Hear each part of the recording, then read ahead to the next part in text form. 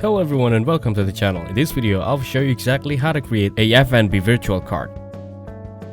If you haven't already, download the FNB banking app from the App Store or Google Play Store.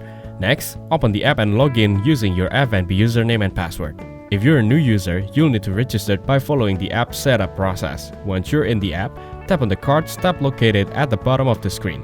This will display all your exciting cards and give you the option to create a virtual card. Now click on the option to add a virtual card. The app will guide you through a few prompts, like selecting the account you want a virtual card to be linked to. Choose what type of card you need, whether for everyday purchase, online shopping or travel. FNB offers different virtual card options based on your needs. Once you've selected your option, the card will be created instantly.